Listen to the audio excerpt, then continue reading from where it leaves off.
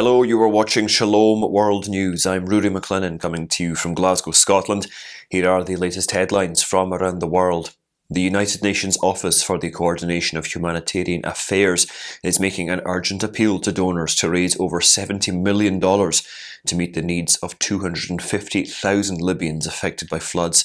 The UN office has warned that the death toll could climb in the absence of extra assistance. It is estimated that over 880,000 people spread over 5 provinces reside in areas that were immediately impacted by the storm and flash floods. UN humanitarian chief Martin Griffiths said that thousands in Derna are now without food or shelter, and it is a race against time for emergency teams searching through piles of debris for survivors.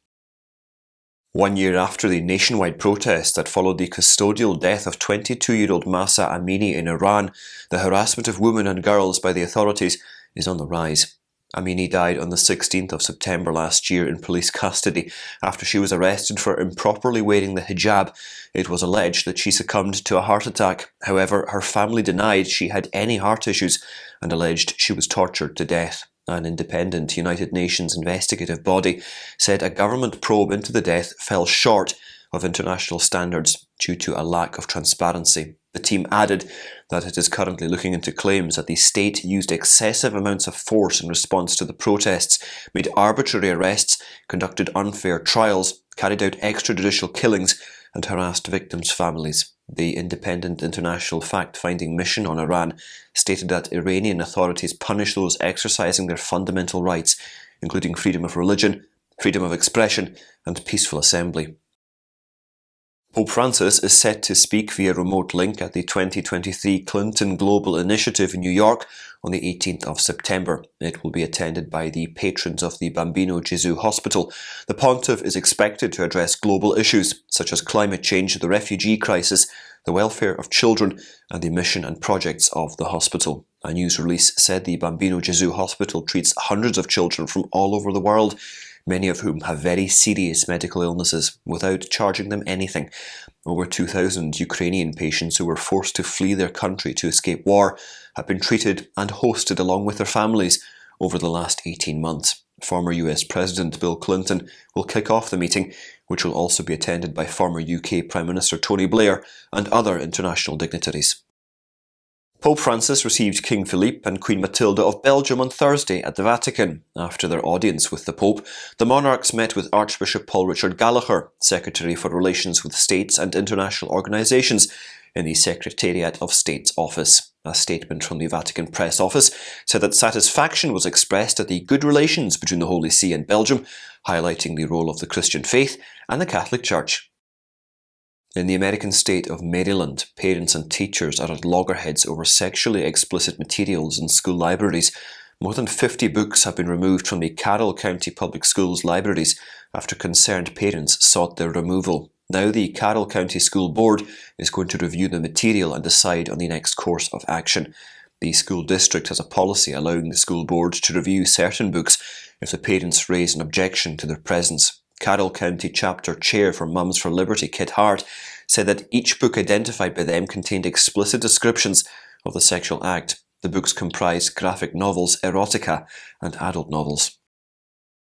A global human rights organisation has filed a petition with the Inter-American Commission on Human Rights on behalf of jailed Nicaraguan prelate Bishop Rolando Alvarez. ADF International filed a petition saying that the bishop had been wrongfully convicted and sentenced to 26 years in jail. Legal counsel for ADF, Krista Helkrem, said this is a clear violation of not only the bishop's human right to freedom of expression, but also to profess his faith and share his beliefs as a priest. Helkrem said that ADF International was honoured to bring this crucial case to the Commission and expressed hope of securing justice for the prelate. Bishop Alvarez was unjustly convicted of undermining national integrity for his preaching on themes of God-given human dignity and justice. He also earned the ire of the Sandinista regime by denouncing its human rights violations. The Supreme Court of Kenya's decision to allow the registration of LGBTQ non-governmental organisations in the East African nation has been described as unfortunate by the chairman of the Kenyan Conference of Catholic Bishops.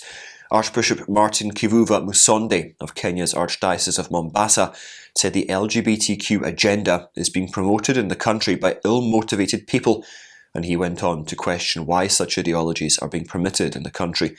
Kenya's Supreme Court ruled that people with homosexual orientation have a right to form and register associations on February the 24th. Archbishop Kivuva said Kenyans need to continue fighting against the promotion of LGBTQ ideologies in the country. A statue of Jesus was found vandalised with its head severed at Holy Saviour School in Lockport in Louisiana in the United States. Authorities from the Lockport Police Department have launched an investigation into the event.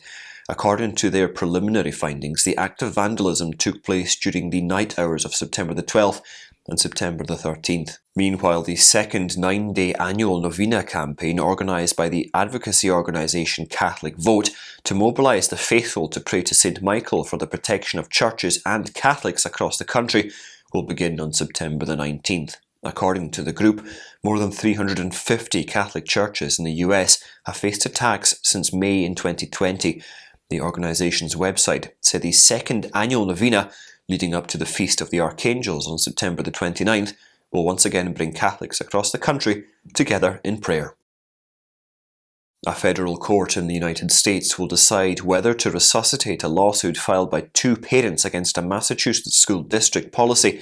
As per the policy, the school district is not allowed to disclose students' gender identities supposedly expressed at school to their families without their consent. The parents told the First Circuit Court of Appeals in Boston that staff at a school in Ludlow in Massachusetts withheld from them that their two children had begun using different names and pronouns in class. They argued that this violated the parents' constitutional rights to direct the care of their children. The case is one of several concerning whether or not schools can respect the requests of children with gender dysphoria not to inform their parents about their changes of names or pronouns. More than 1,000 school districts in 37 states are discouraging employees from informing parents about a student's transgender status. Tensions are rising in the Christian community in Pakistan's Punjab province after a Christian couple was charged with blasphemy. The arrest of Shaukat Masi and his wife Kiran from Lahore has raised the alarm about the misuse of the controversial blasphemy law. A Muslim man filed a complaint with police, saying he found pages of the Quran scattered near the couple's home. Police registered a case against the couple under Section 295B of the Pakistani Penal Code, which prescribes life imprisonment for those accused of blasphemy. Meanwhile, the United States has asked Pakistan to conduct free and fair elections and to respect human rights. This comes amid uncertainty over the date of elections. US State Department spokesperson Matthew Miller said they are urging the Pakistani authorities to conduct timely elections and to ensure fundamental freedoms and the rule of law. Meanwhile, regional authorities in Pakistan's Punjab province have so far rebuilt 9 out of 22 churches that were burnt down by a violent mob over blasphemy allegations last month. It was in Faisalabad in the Punjab province that more than 6,000 people torched 22 churches and 86 homes belonging to Christians, following reports of the desecration of a Quran. The violence was fueled by the radical Tehreek-Laibach Pakistan group. The caretaker chief minister of Punjab, Mohsin Naqvi, said that 9 places of worship have been refurbished and the remaining buildings will be repaired over the next 2 weeks. He also announced the formation of a team of 3 provincial ministers and senior officers to visit the riot-hit area and meet with Christian leaders. According to the Human Rights Commission of Pakistan, the mob attack on churches and Christian residences was part of a larger hate campaign against local believers. The US Commission for International Religious Freedom will be holding a hearing on religious freedom in India next week. This comes after 2 successful bilateral meetings between President Joe Biden of the United States and Indian Prime Minister Narendra Modi. The Commission said that the congressional hearing is on how the American government can work with New Delhi to address violations. United Nations Special Rapporteur on Minority Issues Fernand de Varenne has been invited to testify before the Commission. The Commission said the Indian government has enacted and enforced discriminatory policies that target religious minorities. These include anti-conversion laws, cow slaughter bans, and legislation that grants citizenship preferences based on religion and curbs on foreign funding for civil society organisations. It also cited the eruption of violence between Hindus and Muslims in Haryana in July and the targeting of Christians in Manipur. And those are your latest headlines. Do join us again next time for more. In the meantime, you can visit swnews.org for more updates. Shalom.